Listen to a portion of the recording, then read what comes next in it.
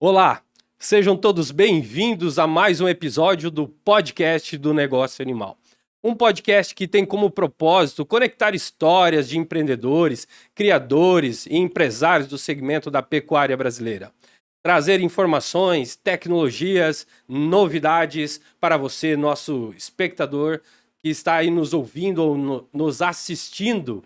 Não deixe de se inscrever no nosso podcast, clicar no sininho para receber as notificações, as novidades e deixar seus comentários. E hoje eu estou aqui com meu amigo Jonathan. Como é que vai, Jonathan? Tudo certo, Robson. E nesse episódio nós temos novamente o apoio dos nossos apoiadores, né? A Cemex pelo Nelson, a Associação Brasileira dos Criadores de Bovinos da Raça Holandês, Timóteo, a Associação dos Criadores de Gado Jersey do Brasil, o Neuci, e o Canal do Leite, com a participação aí do Maurício, né? Que nos apoia, o Jefferson e o Marcelo. E a Beerland, a cervejaria Beerland, o Eduardo. Agradecimento especial também ao Núcleo Marcha Sul e a Associação Nacional dos Criadores de Cavalo Manga Larga, através da sua presidente, a Cristiana Gutierrez. Legal, um abraço aí para todos os apoiadores, né? Agradecemos sempre aí o apoio, a parceria, a Beerland aí com os energéticos, é uma delícia, eu já provei todos, na verdade, né? E recomendo.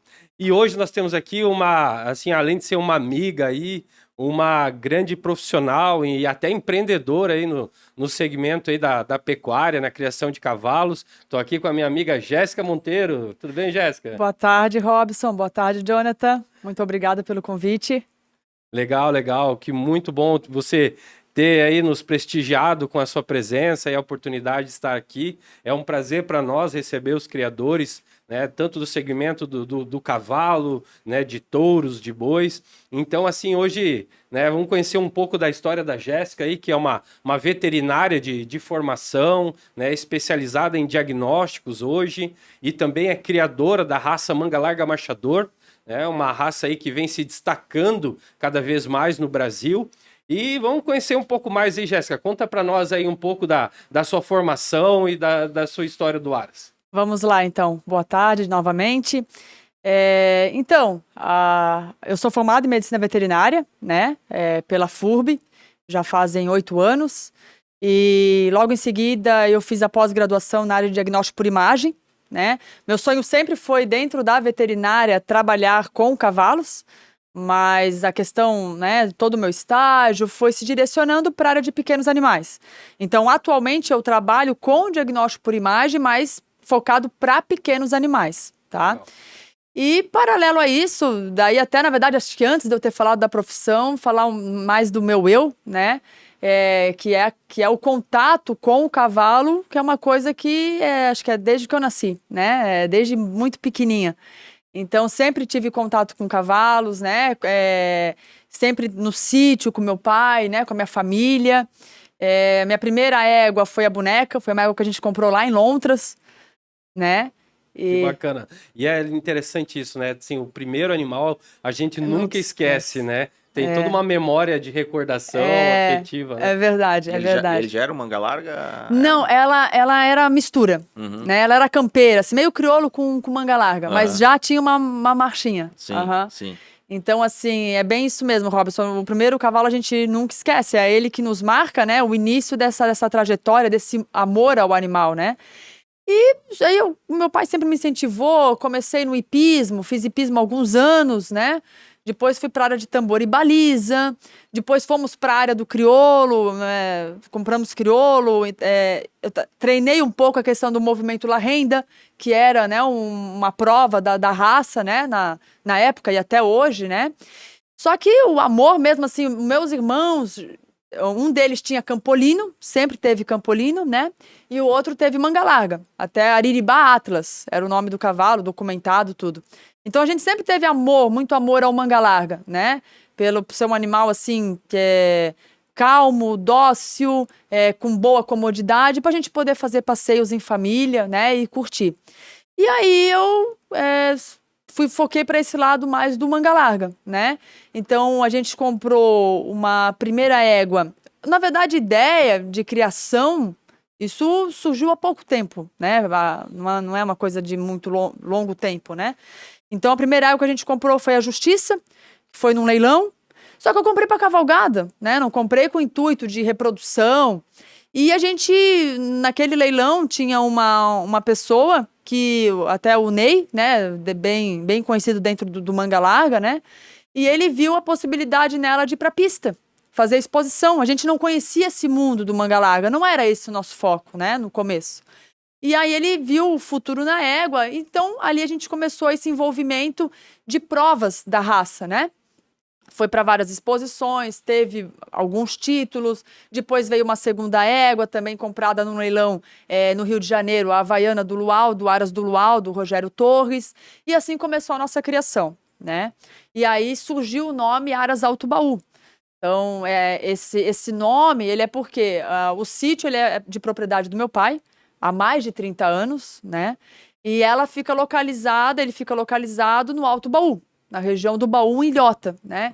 Então, Legal. o nome do Aras é por conta disso, e ali a gente começou a criação. Um lugar muito bonito, por sinal, né? Verdade, verdade. É a paixão do pai, E esse lado acho que essa palavra tem tudo a ver com os criadores de cavalo, porque geralmente começa com uma paixão, né? Um sonho, né? Eu vejo que isso é um dos pilares, além do modelo de negócio, que também é um grande negócio, que nos exige muito, né? Muito cuidado, muita estratégia, mas também é uma paixão, né? Isso você também teve desde pequena. Sim, desde pequena. Sempre apaixonada por cavalo e é bom citar, indiferente assim de raça, apaixonada pelo cavalo, seja ele qual fosse a raça, mistura, né? Então é essa ligação aí que foi fazendo degraus para que hoje a gente tivesse aí uma criação de cavalos, né? E conta pra nós, assim, como é que foi as primeiras provas que você participou? Então, assim, as primeiras provas foram com essa égua Justiça, né? Que foi a primeira que a gente comprou. E assim, a gente foi assistir, era uma Copa de Marcha, e aí tu fica naquela expectativa, né? Quando o juiz fala o nome do teu animal, cita, né, o nome assim do Aras, é uma alegria, porque, poxa, é uma dedicação, né? Nossa, é uma dedicação em conjunto. A gente tá ali, tá acreditando, né? O funcionário também que tá trabalhando. Então é uma alegria, assim, a gente fica muito contente com o resultado, né? E deu aquele friozinho na barriga? Sempre dá, né? Né? Tem todo um esforço, um treinamento, só É. que na hora lá parece que muda tudo, né? Muda tudo, A gente vai treinado, a gente vai com o melhor que a gente, né, consegue fazer, né? Vai com uma expectativa. Mas, na verdade, lá é tanta coisa que conta no dia, né? É juiz, é a pista, é o dia do animal também, né? Que ele também tem dias bons, dias ruins. A gente vai para realmente... É um prazer, né? Com certeza. E tem até a avaliação mesmo, né? Saber da avaliação, né? Do que precisa melhorar no próprio Exatamente, porque às vezes a gente treina, a gente tem uma visão, mas essa visão, ela acaba ela vai mudando o tempo todo, né? Então, melhorar gesto de marcha, né? Os treinos, a gente vai lá para ouvir também o juiz, aquilo que a gente pode melhorar depois em casa, né? Sim, sim. E é uma jornada, né? De preparo. Isso no dia a dia, não é um dia, não é uma semana, é uma sequência de treinamentos. Sim. Assim, a gente... essa fase ali no início, que a gente saiu para a exposição, os animais, eles vinham, assim, muito bem trabalhados, né? E a gente meio que parou um pouco com isso. Agora, no momento, atualmente, o Aras não tem saído mais, né? A gente tá com os animais em casa e focamos mais em reprodução, né? Tirando potros, né? Com uma genética, com melhoramento genético, né? Só que assim, às vezes a gente quer levar, até agora a gente tem um funcionário na própria propriedade, eles não estão mais em CTE, centro de treinamento, e ele vem trabalhando os animais, né? Com bastante qualidade. Só que eu tive neném recentemente, então a gente agora deu uma parada nesse foco, tá? Mas o que acontece? Às vezes a gente quer assim... tem uma exposição daqui um mês, vamos levar. E às vezes não está pronto, né? Então isso são coisas assim que a gente percebe que a gente tem que respeitar o tempo, né, de preparo do animal, porque senão a gente acaba leva meio que por levar, já fiz muito isso, né? Acho que é um dos erros que a gente faz, mas é pra gente aprender também, né? E muitas vezes até para ajudar o próprio evento, né? Ajudar o evento, isso. Ajudar o evento levando animal, né? E esse tempo de preparação, Jéssica, é mais ou menos quanto que seria o ideal para preparar um cavalo para uma prova regional, né? Não uma prova nacional, né? Bom, depende assim, né, no meu ponto de vista, depende de como que esse animal já tá, né? Começa até pelo o score corporal, físico, né? Uhum. Então tem toda uma, são vários fatores que estão associados ali, né? É a parte de nutrição, é a parte de preparo de equitação mesmo.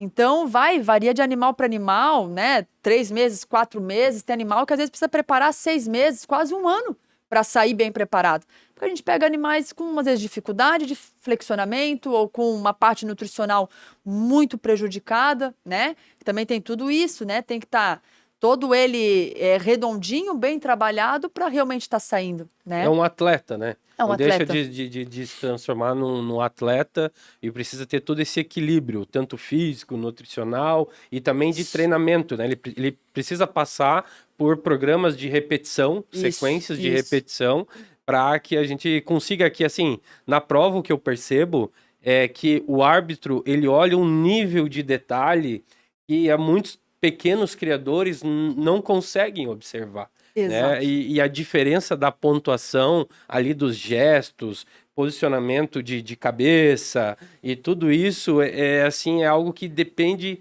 às vezes, de muito treinamento, de muita sequência para conseguir fazer esses pequenos ajustes. Às vezes é que lá eles vão, os animais, né, estão todos muito próximos, né, de questão de movimento. Então, às vezes é um detalhe que vai colocar ali para primeiro lugar, para segundo lugar, né? E se tu não for com isso bem ajustado, às vezes é por pouco que tu acaba não trazendo nada para casa, né? Eu vou dizer, eu já algumas vezes assim, a gente olha, ele tá gordo, o cavalo tá gordo, tá bem, vamos levar. Não, tem muita coisa para muscular, tem muito trabalho para fazer, mas é aquela pressa, sabe? Acha que em 2, 3 semanas faz, resolve, muscula, não é assim. Então a gente precisa dar um tempo aí de preparo para o cavalo mesmo, né? E até condicionar ambientes, né? Porque o cavalo vai para um ambiente completamente novo. E se ele não estiver preparado na pista com aquele ambiente, ele acaba se assustando e o que acaba Tudo isso. mudando tudo nele, né? Tudo isso. E me fala assim, Jéssica, agora aqui para nós, Sim. conta um pouco da experiência das primeiras vendas dos potros, né? Você falou muito de reprodução, e eu acho que Sim. isso é uma curiosidade de muitos criadores, que é assim, às vezes começa vendendo para amigos, começa vendendo, né, para vizinhos mais próximos, mas também tem essa experiência de, às vezes, vender por aplicativos, como até mesmo um negócio animal, e também na experiência também em leilões. Conta para nós um pouco das experiências que você já teve com vendas. Sim. Assim, ó, os primeiros animais, os primeiros potros nascidos, né, ali no Aras, tá? O que eu observei, assim, eu tenho uma égua de marcha batida, que foi a primeira égua, quando eu falei da justiça, até para voltar um pouquinho atrás ali, a justiça a gente comprou no leilão, uma égua de marcha batida extremamente dissociada, muito boa, né, que foi a que a gente levou para exposição, ganhou algumas exposições, tá? Só que antes da justiça, eu tinha comprado uma égua, o nome dela é Zoada do Mar. Tá? É uma marcha batida, mas nem se compara a uma marcha batida hoje das nossas matrizes. Só que foi essa égua que eu tirei as primeiras crias, né? E eu acabei tirando potros de pelagem pampa. Então, o que eu observei assim? Não eram potros cabeceira de marcha, não eram potros de nível de marcha tão, né, para pista, vamos supor. Mas pela pelagem eu vendi muito bem. Então, assim, às vezes tem isso, né? Tu tem que ver, na verdade, o que o teu público tá esperando, né? O que ele... pelagem, questão de andamento, a gente cria marcha batida. Essa égua, eu tirei dela potros de marcha picada, tá? Então, assim, ó, foi bem tranquilo as vendas. Potros de marcha picada e pampa. Então, foi. Você consegue agregar valor, né? Consegue Também, né? agregar valor, né? E, assim, o primeiro potrinho... Depois de um tempo, infelizmente, ele faleceu na casa do novo proprietário, né? E o outro tá até com uma amiga veterinária que comprou, tá muito bonito. Então, assim, a gente vê o pessoal bem contente, né? Mas pela pelagem, isso agrega aos olhos, né? Então, vendemos, foi mais rápido a venda, tá? Potros de marcha, as éguas de batida hoje, que são as nossas matrizes, que foram para exposição, a gente botou garanhões né, de outro nível, garanhões melhores, inclusive o xadrez, né, do Belchior, que é do Robson, que tem sangue D2, um baita de um garanhão, né? E eu tô com 2 potras dele lá em casa que são, assim, maravilhosas, né? Então, estão reservadas, estão guardadas. Essas, de momento, a gente não pensa em vender, tá? E essas foram a segunda tirada de potro dessas éguas matrizes, né? A primeira, eu tô com a potra lá, uma potra da Havaiana, eu tenho ainda, né? Já fez 3 anos agora, tá iniciando a doma, muito dócil. E a outra potra da Justiça, eu vendi metade e num leilão, e depois acabou que a pessoa veio atrás de mim para comprar a outra metade também. Então eu vendi ela inteira. Foi a nossa, assim, primeira venda, a gente vendeu muito bem. Eu não imaginava, né, que a gente chegaria a conseguir vender uma potra assim que foi para leilão com menos de 3 meses, pelo valor que a gente vendeu ela inteira, né? Mas por quê? Aí o que acontece? É um outro público, né? Ela foi vendida com foco. Até conversei essa semana com a pessoa que comprou. Ela está começando a doma, então tem aí uma expectativa de pista nela também. Que se isso acontecer, a gente até fica feliz, porque leva o nome do nosso Aras, a gente é pequeno, a gente está aqui escondido em ilhota, né? Agora mesmo não tem saído mais, a gente está escondido, então é legal que um potro desse se destaque, se for merecido, que ela realmente, né, tem essa qualidade esperada, né? Então essa foi uma potra que a gente vendeu muito bem. Mas o que acontece? Era uma pessoa que estava no meio, né, e foi com o intuito de pista. Então, o que eu percebo, a gente tem um pouco de dificuldade dentro da marcha batida, a gente vender para um usuário, como foi tão fácil, eu vendi os Pampa de picada. É outra realidade. E até porque, assim, o Pampa, a gente percebe que essa pelagem, né, Pampa, Tubiano, é algo, assim, muito procurado, independente da raça, é muito procurado para cavalgadas, as pessoas, né, acham muito, é uma pelagem muito bonita, né, as manchas, e ainda com a marcha picada, é uma outra característica que abre muitos interesses, amplia muitos interesses, porque é a comodidade, né, quem busca cavalgada, fazer longas cavalgadas, Sim. é um animal que atrai bastante por conta do conforto. Exatamente, é porque o marcha batida, quando o animal é ruim, digamos assim, você sente no conforto. Sim. O marcha picada já não, né? Ele não dá tanta diferença de conforto na montaria, né? É que o marcha picada, assim, eu não crio, assim, eu tenho uma égua ali que eu ponho garanhões de picada e ela dá picada, né? Mas não é o foco da criação. Então, também não vou ficar falando muito, assim, aquilo que a gente não tem um conhecimento mais a fundo, né? Mas eu já ouvi muita gente falar, se ele é muito bom, ou ele é mais ou menos, ou ele é confortável, meio que é bom. Então, pro usuário, tá jóia. É isso que ele precisa. Exatamente. Só que assim, o que a gente. Eu vou dar minha opinião como criadora de marcha batida, mas a gente tem umas batidas muito macia. A batida, quando ela é boa, como eu conheci ali através dessas éguas que a gente comprou de fora, ela tem muito rendimento, é um animal, né, muito pronto e é muito cômodo. Só que às vezes a pessoa, o usuário, precisa se dar essa abertura até para conhecer uma marcha batida de comodidade, né? Porque senão sempre fica com aquele preconceito que é tudo trote, tudo trote. Né? Então a gente encontra isso assim no mercado. Agora eu não vou citar vender de aras para aras. A gente, como criador pequeno, a gente quer tentar vender para o usuário. Né? E a gente encontra esse empecilho dentro da marcha batida porque tem esse preconceito. Então, acho que teria que tentar, né, o usuário conhecer a marcha batida boa. Sim, e até assim um ponto, né, até uma dica para os criadores, mesmo pequenos, é assim, tomei a decisão de criar. Então, deem uma observada em relação ao melhoramento genético, né, o que combina com a sua estratégia, né, qual é o objetivo dessa sua estratégia de criação, para que público, né, se eu quero um animal de competição, é uma outra estratégia completamente diferente, é uma estratégia que ela é mais a longo prazo, que você vai conseguir formar uma tropa, né, e requer inclusive investimentos maiores. E agora, se você tem o objetivo de criar para o usuário, para o consumidor, assim, para quem deseja, né, fazer cavalgadas, aí pensar nesses aspectos como conforto é algo muito importante.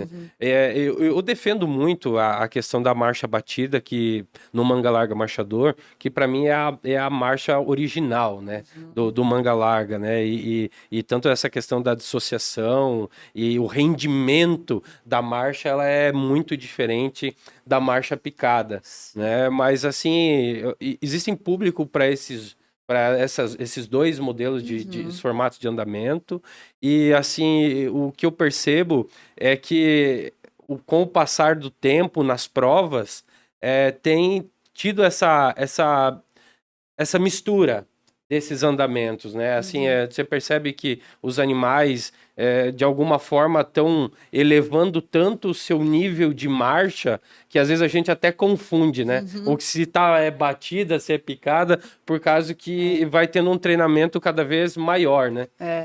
E assim, o que a gente tem que cuidar também, né, dentro dessas competições, é os animais encartados, né? Então, querendo ou não, isso existe, isso tá aí, a gente não pode fingir, né, que não existe, né? Então, às vezes a gente pega um animal de batida e daqui a pouco tu olha, mas tá picando, como? Então, tem que cuidar com isso, lembrar sempre, até a gente que cria, né, tem que observar porque um animal de picada, ele é natural, isso é genético, ele vai passar. Agora, o encartado, então até talvez fugir um pouco, mas é um atento, né? Não, e a gente percebe até de longe, às vezes, Sim. né? Até poderia explicar um pouco melhor essa expressão encartado, Sim, Jéssica, para sim. o pessoal entender mais o que significa isso, né? Sim, sim. O encartado, né? A gente, por exemplo, pega um animal de marcha batida e é utilizado artifícios para que ele entre numa marcha picada, né? Então o que que a gente faz? A gente desequilibra o passo, né? A marcha desse animal e da batida ele cai para picada. Só que isso é algo forçado, isso é algo que é feito com artifícios. Aí tem inúmeros artifícios, né? Mas isso não é algo natural do animal. Então, dependendo de quem montar esse animal ou como ele vai tocar, o animal vai voltar para a marcha natural. Se ele é batido, ele vai voltar para a batida, né? Então, isso é uma coisa que lógico, tem encartados tão bem encartados que é difícil de tu observar, né? Mas isso aí é uma coisa que tem que se atentar, principalmente na parte da reprodução, né? Sim.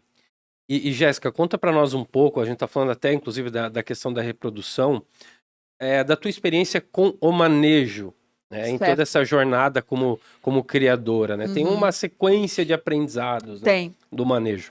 Assim, a propriedade lá do pai, ela tem 18 hectares. Ela é pequena, né? É uma parte assim, morro. Então, o que a gente tem alguns piquetes para soltar, né? Pra gente tentar deixar esse animal o mais próximo do seu habitat natural, ter, né, uma qualidade de vida, não viver estressado, não viver na cocheira. Só que a gente é uma propriedade pequena. Então, eu acho que isso é a realidade de vários criadores pequenos, né? O que é? A questão do espaço. Aí, dentro do espaço, o que acontece? A gente começa questão de capim, né? Tem que ter boas capineiras, senão a gente chega no inverno, a gente acaba caindo no uso dos fenos, e isso acaba encarecendo mais ainda, né, os nossos custos com eles, tá? Então, assim, o manejo, ele é muito importante, né? Tu ter um espaço, por exemplo, a potrada lá no sítio, né? No Aras lá, nasce, a gente deixa o máximo solto junto com a mãe nos piquetes, são piquetes pequenos, eles vão ter que ser tratados no coxo, não é que o piquete vai suprir, né? Mas se fosse, por exemplo, um Aras, né, com um tamanho grande, são animais que o quanto mais vivem solto, melhor é para o seu crescimento, né? Então, a gente encontra algumas situações que não é empecilho para criar, mas que a gente tem que saber contornar para adaptar a nossa realidade de pequeno criador, né? Então, espaço, manejo, né? Buscar ter um capim de qualidade na propriedade, ter piquetes para estar soltando esses animais. Outra coisa que eu encontrei bastante dificuldade, eu tive uma vez um garanhão, né? E ele era manso. Até ele é o pai dessa potra que eu comentei antes, que foi muito bem vendida no leilão, né? Que tá agora, talvez tenha uma aposta aí de pista para ela. E o que acontece? É impossível, é complicado ter um garanhão, né? Porque ter um garanhão numa propriedade pequena, tu tem que ter um local para soltar separado, para não ter risco de acidente. Aí calhou que um dia eu acordei assim, não quero mais o garanhão, levei e castrei. Acabei cometendo esse erro, né? Todo mundo lá fala pra mim lá no sítio assim, pô, cometeu um erro, era um baita de um cavalo. Mas então, assim, tem que avaliar tudo isso. E porque quer queira, quer não, assim, um garanhão ele requer um espaço próprio, requer um manejo próprio. Até mandar um abraço pro seu Álvaro Mondini. Ô, seu Álvaro, vamos marcar mais uma visita, também criador. E quando eu visito lá o seu Álvaro, também eu vejo lá, né, os espaços reservados, né, para os garanhões, piquete reservados, baia, tem todo um manejo específico para cuidar também do estresse do animal, né? Sim. É um grande ponto que eu observo, às vezes, até vendo alguns vídeos de alguns animais estressados, né? E a gente tem pena daquela condição e vem muito dessa questão do manejo, né? Uma característica que eu percebo muito do estresse, que é perigoso, inclusive, é o estresse demoníaco, né? Que você percebe em alguns garanhões que ficam tanto tempo fechados, sem, às vezes, contato externo e sem até andar, só ficam ali com a finalidade de reprodução. Isso requer uma atenção muito grande, né? Sim. A gente tem que cuidar bastante, né? Buscar, eles têm que ter um bem-estar. Porque senão também tudo aquilo ali, trabalhar para uma exposição, alguma coisa, tudo isso cai em negativo neles, né? Jéssica, conta para nós um pouco agora, né? No início nós comentamos aqui sobre a tua formação veterinária Uhum. e uma das dúvidas que nós sempre recebemos é a questão do diagnóstico, né, dos animais, os exames, enfim, até para compra e venda de animais, principalmente quem está comprando em outra cidade, de outro estado, é sempre uma preocupação com a saúde do animal, com a questão óssea, muscular, enfim, né, dessa genética, porque eu estou comprando algo que eu não conheço e também para preparar para provas, etc., requer esse acompanhamento. Sim. Eu trabalho com diagnóstico por imagem, né? A gente faz raio-x e ultrassom na parte de pequenos. Eu precisei esses tempos. Uma égua lesionou, né? O boleto lesionou um tendão. A gente fez todo o acompanhamento com a parte de raio-x e ultrassom num profissional focado em aparelho locomotor de equinos, né? Um médico veterinário focado nisso, tá? O que acontece hoje, a realidade é assim, a gente muitas vezes lida com animais de grande valor, né? E são atletas realmente, né? Para prova, cada um dentro da categoria da sua raça. A gente tem o hipismo, né? Força bastante também, tambor e baliza, enfim, o próprio manga larga, né? Então, ter um acompanhamento desses animais com o diagnóstico por imagem, realização de raio-x focado em parte óssea, realização do ultrassom focado para tecidos moles, né? Avaliar músculos, ligamentos, tendões é muito importante, né? Muitas vezes a gente consegue detectar já lesões muito inicial, né? Lesão de ligamento, lesão interósseo, né? Na cápsula articular. E o quanto antes a gente detecta, a gente consegue colocar esse animal num tratamento. Hoje, a parte equina, né, para essa parte dos animais atletas, é fisioterapia, é acupuntura, são muitos meios aí da gente conseguir cada vez deixar esse animal mais tempo atleta, né? A questão de compra e venda, que tu comentou, é bem legal. Eu estava até conversando essa semana com um colega veterinário, a gente estava falando sobre isso, e dependendo do valor, né, que a gente vai adquirir um animal, é feito raio-x de toda a parte locomotora dele, todas as articulações, que é chamado o exame de compra, né? O veterinário radiografa todo o animal para certificar que não tem nenhuma lesão que às vezes já foi tratada, mas ela deixa ali um sinal radiográfico, alguma coisa você vai pegar que pode sugerir que teve já alguma infiltração ali naquela articulação, uma lesão mais antiga, né?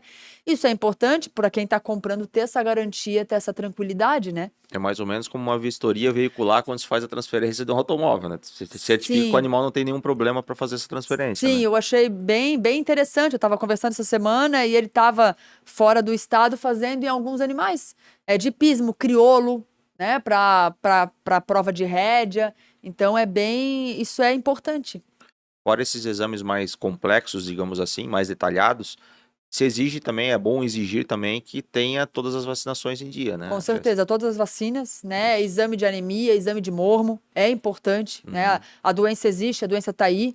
Foi tirado até agora de uma das obrigatoriedades para GTA do mormo, né? Só que assim, a gente, na verdade, ao fazer isso, teve gente, né, que é melhor pela questão de custos, a gente sabe. Só que às vezes a gente está levando o nosso animal saudável e o proprietário às vezes tem um animal que, né, pode ser assintomático ou um sintoma muito brando, não associa isso, acha que não tem e disseminar. Então, isso é importante.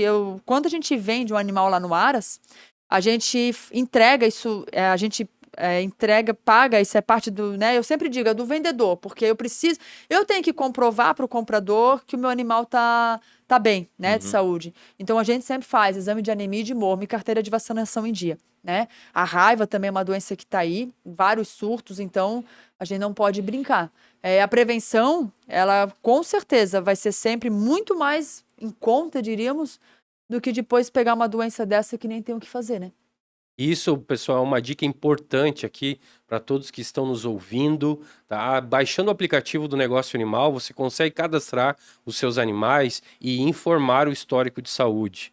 Então, o comprador, as pessoas que estão conhecendo o seu animal através do aplicativo, já terão um contato com essas informações. E mais, é muito importante que na hora de transportar o animal, de entregar esse animal aos compradores, de ter esses documentos anexados junto ao registro e junto à carteira de vacinação, né? Lembrando que é uma relação de confiança que parte desde esse primeiro contato, que é algo que nós defendemos muito no negócio animal, a questão da confiança, da segurança na compra e venda de animais, e fazer com que, às vezes, esse cliente, né, que está adquirindo esse animal, ele volte a fazer negócio com o criador, né? Que é aquela coisa, dificilmente é a pessoa que fica com um animal só, né? Que às vezes nós começamos com um e ele vai ou se multiplicando ou nós vamos adquirindo novos animais. Jéssica, e assim, na questão da nutrição, eu vejo que também é um aprendizado, né? A gente começa, às vezes, querendo o menor custo da ração, mas existe aí um balanceamento, né, dessa nutrição. Você até falou sobre o plantio, que é uma estratégia fundamental de associar a parte do agronegócio, vamos se dizer, a pecuária, a criação, né, com o plantio, né? Então, quanto mais a gente investe em capins, em plantações, beneficia a nutrição, porque eu vejo muitos criadores falarem, pô, eu tô gastando uma ração boa, só que o meu animal, ele não tem um bom desempenho nutricional. É que assim, na verdade, são vários fatores, né? Não adianta a gente só dar uma ração boa, encher ali 6, 8 quilos por dia, né?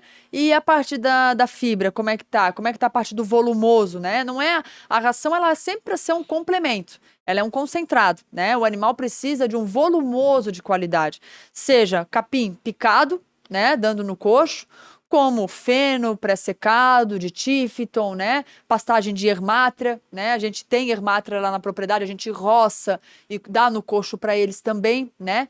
Então, isso é muito importante. Tá? E outra coisa bem importante, questão da nutrição, parece bobagem, mas a questão de água também, né?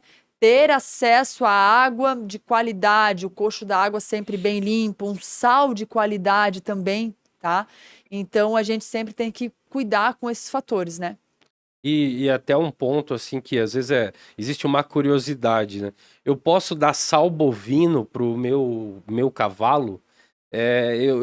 No meu entendimento, eu vejo que não possui as propriedades específicas que o cavalo necessita, que o equino né, precisa. Sim, o sal para cavalo tem que ser sal de equino, né? Não adianta a gente dar um sal de boi, não é bovino, é diferente, né? A porcentagem do que eles precisam é tudo diferente.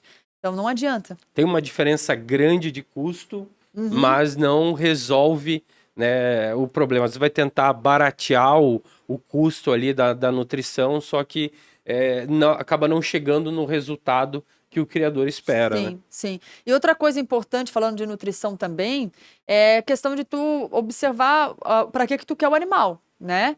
É um animal de prova, ele é uma ração específica. Ela vai ter mais energia, né, digerível, a proteína é maior, tá? Então, procurar sempre ração, um exemplo, o milho extrusado, porque o milho em grão, ele não é absorvido, é muito pouco absorvido, então milho extrusado, né, ele vai ser o melhor absorvido. Então, buscar um animal que é só para passeio, tem tudo isso, né? A quantidade fracional, o máximo possível essa quantidade no decorrer de um dia, né? No coxo do animal, nunca dá 4, 5 quilos de uma vez só, né? Isso também é muito importante. Uma outra dúvida, né, Jonathan, que nós já recebemos algumas vezes e fez parte de debates, é sobre a questão dos dentes, né, dos animais, né, principalmente o equino, ele passa, né, por um processo do crescimento, né, e com o passar dos anos, exige um preparo, né, em toda a sua dentição, né, Jéssica? Sim. A gente sempre recomenda a avaliação odontológica, inclusive antes de começar a domar o potro, né? Porque tem alguns animais que têm ali o crescimento do dente de lobo, tem que retirar, porque acaba batendo na embocadura, dificulta, né, a questão da doma. E no decorrer de toda a vida do animal, a vida, a saúde da boca, a gente sempre fala, o coração do cavalo é o casco. É o casco porque der uma lesão no casco, né, o bicho não consegue ficar em pé e, né? E também a questão da saúde bucal, a saúde da dentição mesmo.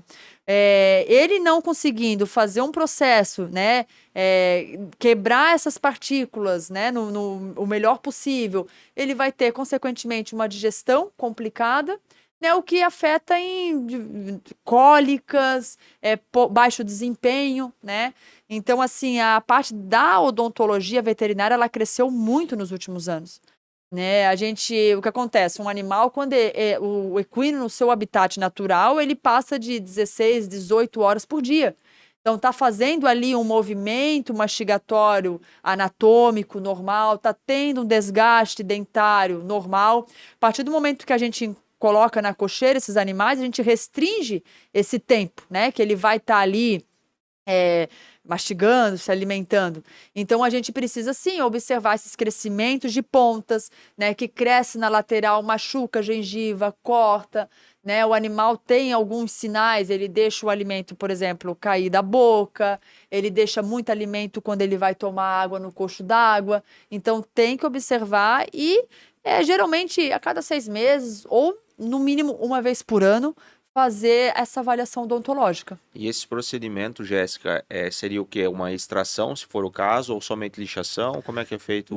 Tem que avaliar. Às vezes precisa extrair, Uhum. né? Alguns dentes, mas geralmente é realmente lixar, né? Tirar as pontas, né?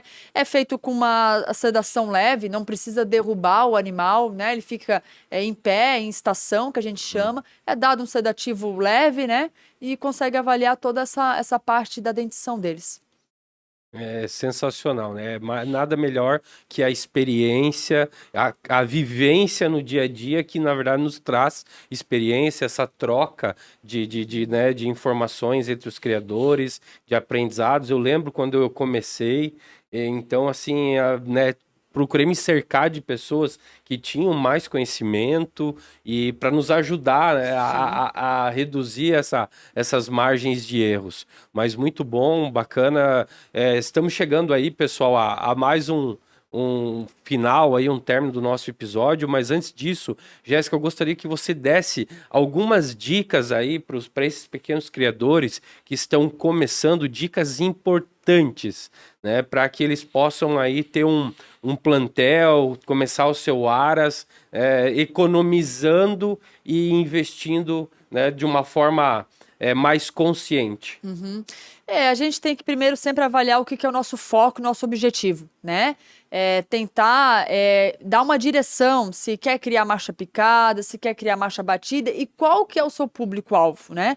Se vai ser vender para usuário, se você vai entrar no mundo de pista, de exposição, que são mundos totalmente assim diferentes, né? A questão da pista, a questão de né, manter um animal numa exposição, primeiro o custo é mais elevado, a mão de obra que você precisa ter, ela é diferente, né? Então você precisa primeiro botar um objetivo. E pensar, a vida do criador, ela não é só flores, não é só bonito, nasceu o potrinho, né? A gente tem perdas. Ano passado a gente perdeu também um potro, né? Que recém-nasceu e não viveu.